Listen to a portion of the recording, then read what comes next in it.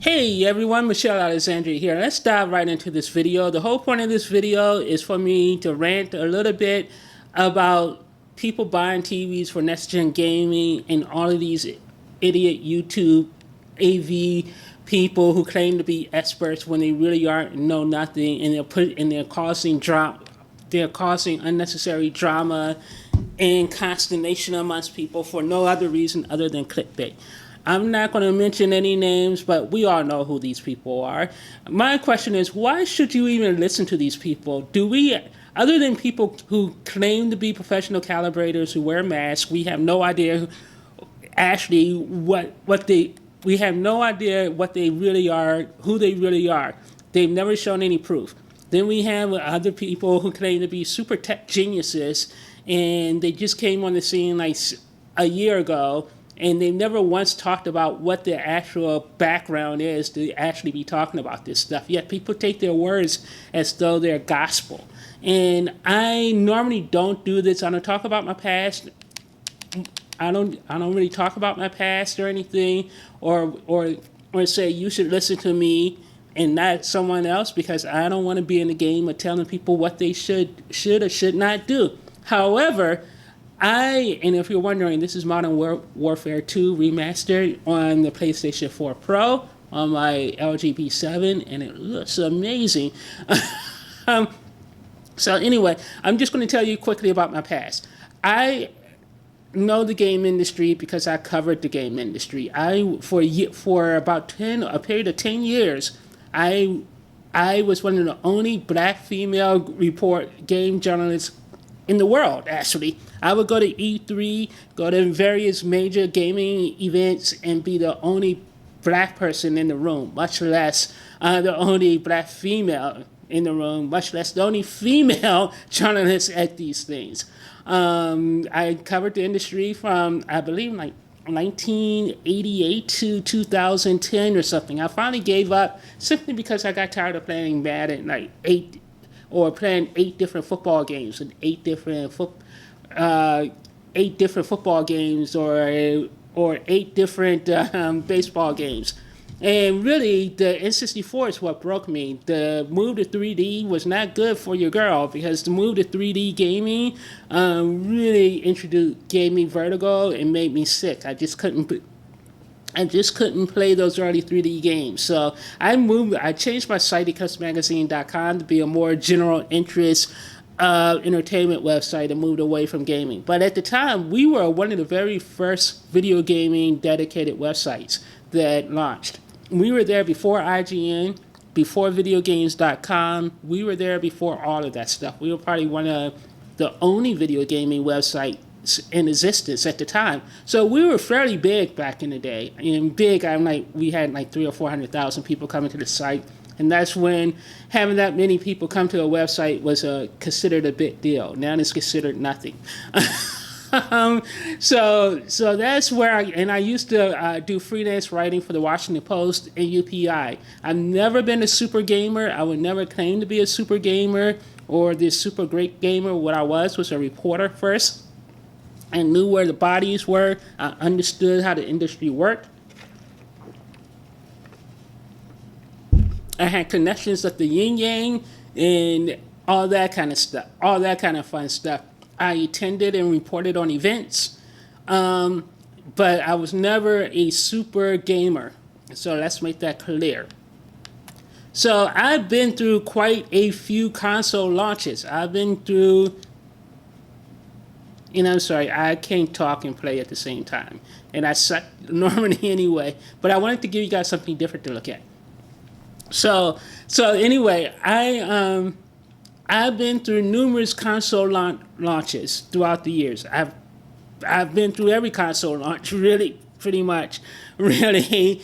And I would say this console launch is kind of pissing me off because of YouTube and social media and all the lies and stuff that have been spread.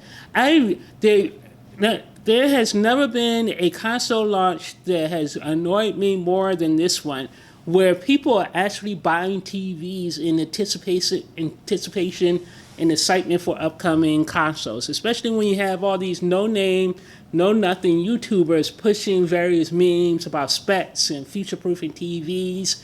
And people are buying TVs for consoles that aren't even going to be out for 6 months. Let me tell you, do not do that, people. Do not. I'm not one who normally likes to tell people what to do, but I'm telling you, do not buy a TV based purely on the fact that you want to get a PS5 or Xbox One X for next generation console, because the simple fact of the matter is, all consoles at launch play to the current TVs that are in the majority of people's homes. They could have a million different specs, but there will not be any games that fully take advantage of those specs for at least 2 years. So any TV you bought in the last 3 years is going to be perfectly fine for upcoming consoles. Not to mention the fact there's no guarantee you're even going to be able to have a console in your hands at launch. I guarantee you, when these things go on sale and go up for pre-order in a month or two, they're going to instantly sell out. Both the Xbox One X or Series X, I hate that name, and the PlayStation 5 will sell out within 1 minute or 2 minutes or something crazy the minute the pre-order is announced, and then you won't have a console in the fall anyway. You have a console maybe at the earliest, probably like March or May, but those first few batches are going to go quick, and the only way you better get them is via some a-hole trying to scalp them. That's just the nature of console launches. There's always shortages. So buying a TV now for a console you're not even guaranteed to have in your hand is stupid. Not to mention, no console launch is perfect. The PlayStation 4 Pro launched, and it was a buggy mess. The HDMI ports did not even work with the majority of TVs. Effing Sony made TV manufacturers release patches, HDMI patches, to work with their stupid consoles. And Sony has done this with several different pieces of hardware in the last couple of years. They did it with their Blu-ray players, where they release products and they gimp their HDMI and put it on the TV manufacturers to patch. I would not put it past Sony to pull that BS again this year. And why Sony constantly gets away with all these anti-consumer practices is beyond me. Because every other company, when they release hardware, they make sure their HDMI ports actually work with every single TV in existence. But not Sony. No, Sony's too good for that. No, if Sony, they expect the TV manufacturer to update their TVs to work with Sony products. So again, you could buy a quote-unquote future-proof TV today, but there is absolutely no guarantee that TV will even be able to work with the Sony PS5 or even with the Sony PS5 on launch day. That's the other thing. Also, consoles are notorious for having high failure rates at launch. I don't think the Xbox One X had a high failure rate at launch, but my Scorpio edition actually failed, and I had to return it. And then at that point, I kind of gave up on Xbox. But yeah, my Scorpio actually failed, and I had to return it. And they wouldn't replace it with another Scorpion edition. At that point, I gave up on Xbox, and then my PlayStation 4, like I said, didn't even work with my TVs for a good 90 days. 90 days. I bought the console, and it wasn't until 90 days later when my TVs actually included patches to support my PS4 Pro. 90 days I had that console sitting on my TV stand, and it wouldn't work. Ordinarily, I would have returned it, but I had to change my PS4 to get the PS4 Pro, and it was the only console I had at the time, and I wasn't able. So I would have had nothing to play with. And if you're going to tell me you should have had a Sony TV, I'm here to tell you that was a Sony 900E I had at the time. And the PlayStation 4 Pro didn't even work with Sony's own damn TV. That's why, and then there were other hardware failure issues consoles are prone to have. So, and again, like I said, buying a TV when you have no idea really what next gen console. I'm sorry, I cannot speak and play at the same time. This is probably my worst video, but I'm going with it. I'm gonna upload it. But yeah, I just wanted to tell you, and then the latest kerfuffle is LFC. And the latest kerfuffle is LFC. If you're buying a TV for, there are no TVs for LFC is not a real spec, people. It's not available on any 2019 or 2020 TV. How do people stream and talk at the same time? That is actually a skill, people. That is actually a skill. So how do people stream and talk at the same time? So I'm sorry, LFC. So LFC is a dumb spec. I have no idea what this spec is. It's not on any 2019 TV. It's not on any 2020 TV, and I guarantee you it probably won't be on most 2021 TVs. So now people are trying to make a big deal about LFC being on TVs so you can future-proof yourself for video gaming. Come on, use your heads, people. And someone posted a video about how you need LFC now in order to game at 30 FPS. Are you effing crazy? We've been gaming on 30 FPS for over 15 years now, and no TV has LFC. Now suddenly we need LFC.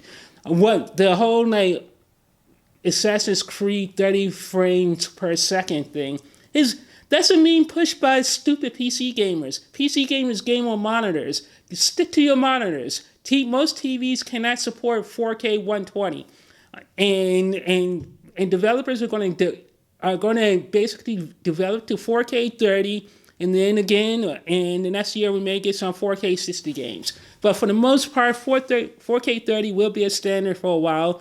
And honestly, 4K 30, as long as the frame rate is perfectly stable, like look at this game. This game is 4K 30. I don't see a single issue with this game.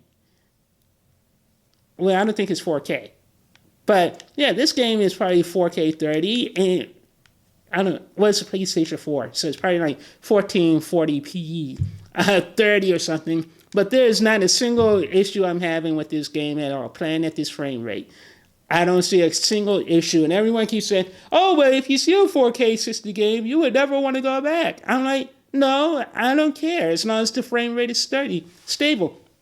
I've seen PC gamers in there playing like so-called 4K 120 games, and they're a stuttering mess. But hey, look at those games. It's 120. And if you're trying to please PC gamers, that's a fool's errand anyway, because you give them 4K 60, they're going to suddenly want 4K 120, be whining about 4K 120. You give them 4K 120, they're going to suddenly be whining about 4K 240. You give those unreasonable a-holes VRR, they're suddenly going to be complaining about FreeSync. You give them FreeSync, they're suddenly going to be complaining and whining about these mystery non-existent FreeSync modules and FreeSync Ultra versus FreeSync Premium when it's all the same goddamn thing. And it's driving me nuts watching some of these people. I've pretty much stopped watching all AV videos because it's just not worth it anymore, because a lot of these people just don't know what the hell they're talking about. And I don't even understand why we're supposed to believe anything these people say. They never, other than, you have some claiming to be professional calibrators without ever showing any proof of it. You have others who don't say anything and only been around for a year, and suddenly we're supposed to take everything they say as gospel when... Why? Just because they provide some links to some articles that they misread, or that they misread, that suddenly means they know what they're talking about? No, that's not the case. So yeah, the whole point of this video is just save your money for now, save your coin. If you want it, I'm not saying don't buy a new TV. Lord knows I'm not saying that. Buy a new TV if you want a new TV. But there's no such thing as future-proofing the TV. And for God's sake, don't buy a new TV based on a promise of next-gen gaming. If you have a TV you're perfectly happy with right now, stick with that TV. And stick with that TV, and don't let these YouTubers try to convince you that somehow a $500 budget TV is going to have every feature you want for next gen gaming. That's simply a lie. It won't. So anyway, that's it. I'm sorry for being distracted, but I'm trying to play this game and it looks beautiful. I just forgot how good Modern Warfare 2 really is. Let's go up there. So anyway, I'm going to talk to you guys later. Bye.